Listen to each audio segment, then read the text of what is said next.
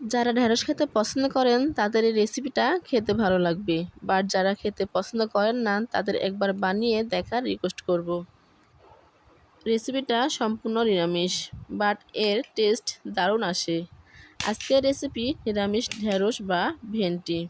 রান্না করার জন্য এখানে নিয়েছি 300 গ্রামের মতো ঢেঁড়স। আর ঢেঁড়স কাটা খুবই সিম্পল। সামনের অংশ বা পিছনের অংশটা বাদ দিয়ে ঢেঁড়সটা কেটে নিতে হবে। অবশ্যই ঢেঁড়সটা কচি হতে হবে। এবার ঢেঁড়সটা ম্যারিনেট করার জন্য এখানে একটা পাত্রে ঢেঁড়সগুলো আমি উঠিয়ে নিলাম। এবারে ঢেঁড়সের মধ্যে দিয়ে দিলাম 1 চামচ আস্ত জিরা, তার সঙ্গে দিয়ে দিলাম হাফ চামচের মতো লবণ। এবার দিয়ে দেবো 1 চামচের মতো মরিচের গুঁড়া, তার সঙ্গে দিয়ে দিলাম হাফ চামচের মতো হলুদের গুঁড়া। সব শেষে দেব 1 চামচের মতো বেসন। এখানে বেসনটা দিয়ে ভালোভাবে ম্যারিনেট করে নেব।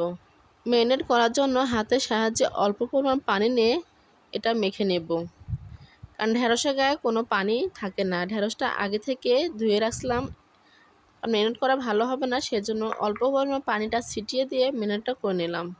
আমার ম্যারিনেট করা হয়ে গেছে। এবার এটা রেখে আমি একটা পেস্ট তৈরি করে নেব। প্রথমে একটা বাটি নিলাম, এখানে 2 চামচের মতো সরিষা নেব। আমি সরিষাটা হলুদ সরিষা নিয়েছি, আপনারা চাইলে সাদা বা লালটাও নিতে পারেন। এবার এর মধ্যে দিয়ে দিলাম 5-6টা কাঁচামরিচ। এবার সরিষাটা 10 মিনিটের মতো ভিজিয়ে রাখবো, সেজন্য ব্যবহার করলাম পানি। পানিটা দিয়ে আমি রেখে দিলাম। তারপরে এটা আমি 10 মিনিট পর পেস্ট করে নেব। এবার চলে আসলাম রান্না করার জন্য। প্রথমে চুলাতে একটা প্যান বসিয়ে দিলাম। প্যানটা গরম হয়ে গেলে এই পর্যায়ে দিয়ে দিলাম সরিষার তেল। এখানে আমি নিরামিষ রান্না করব, সেজন্য সরিষা তেলটাই ব্যবহার করলাম। এই পর্যায়ে তেলটা গরম হয়ে আসলে ম্যারিনেট করে রাখা ভেন্ডিটা ভেজে নেব। ঠিক এভাবে অল্প পরিমাণে ভেন্ডিটা দিয়ে ভেজে নেব, কারণ ভেন্ডিটা ভেজে রান্না করলে নিরামিষটা খেতে বেশি ভালো লাগবে, সেজন্য ভেন্ডিটা আমি ভেজে নেব। আর ভেজে নেওয়া ভেন্ডি রান্না করলে ভেন্ডিগুলো আস্ত থাকবে, খেতে বেশি ভালো লাগবে।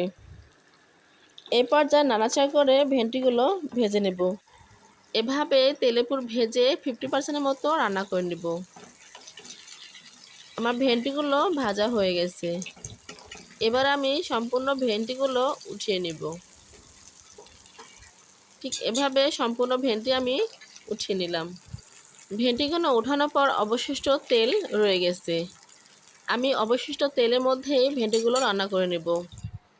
এবার আমি তেলের মধ্যে দিয়ে দিলাম হাফ চামচের মতো লবণ,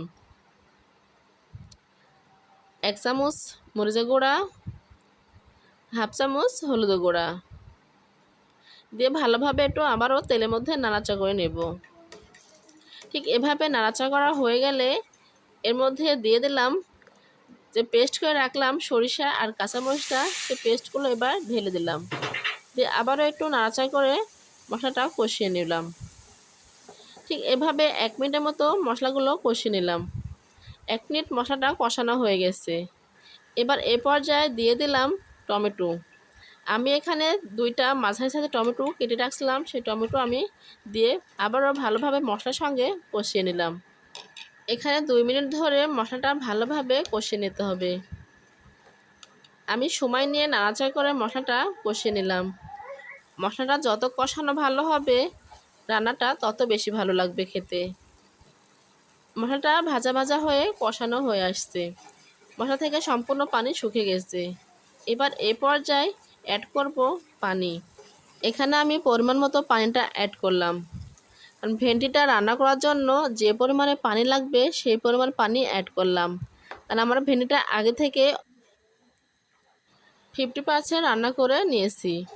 এবার এই পর্যায়ে যে ঝোলের জন্য পানি দিলাম সেই পানিটা ফোটার জন্য আমি অপেক্ষা করব। পানিটা ফুটে আসছে। এই পর্যায়ে ভেজে রাখা ভেন্ডিগুলো ঢেলে দিলাম।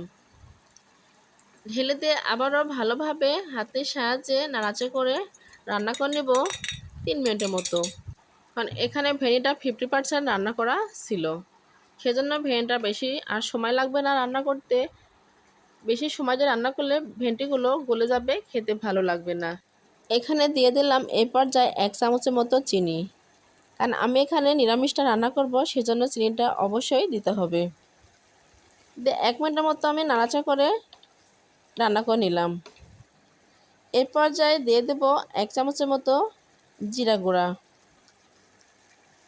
জিরা গুঁড়াটা দিয়ে আবারও 1 মিনিটের মতো ভালোভাবে রান্না করে নেব।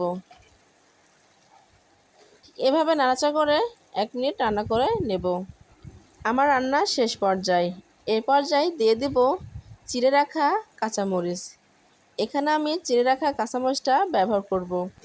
কাঁচামরিচটা দিয়ে আবারও একটু ভালোভাবে নাড়াচাড়া করে 2 মিনিটের মতো ঢাকনা দিয়ে ঢেকে আমি রান্নাটা শেষ করব। ঠিক এভাবে আমি নিরামিষ ভেন্ডিটা রান্নাটা করলাম। আমি মনে করি আমার এই ভেন্ডি রান্নাটা আপনাদের সবার কাছে ভালো লাগবে। আমার এই রেসিপি যদি ভালো লাগে তাহলে বন্ধুরা লাইক, কমেন্ট, শেয়ার এবং বেশি বেশি করে সাবস্ক্রাইব করবেন। সাবস্ক্রাইব করে আমার এই রেসিপিগুলো দেখে নেবেন। আমি যেন আবারও মজার মজার রেসিপি নিয়ে আপনাদের মাঝে হাজির হতে পারি। আমার এই ভেন্ডি রেসিপি যদি ভালো লাগে তাহলে বন্ধুরা যারা এখনও সাবস্ক্রাইব করেন নাই তারা সাবস্ক্রাইব করে আমার রেসিপিগুলো দেখে নেবেন। আমার এই ভেন্ডি নিরামিষ রেসিপিটা গরম ভাতের সাথে এভাবে সার্ভ করলাম। আপনারা এভাবে ভেন্ডি নিরামিষটা রান্না করে প্রিয়জনদের সামনে দিবেন, ছোট বড় সবাই তৃপ্তি করে খাবে। আমার এই নিরামিষ ভেন্ডি রেসিপিটা কেমন হয়েছে আমাকে কমেন্ট বক্সে কমেন্ট করে জানাতে ভুলবেন না।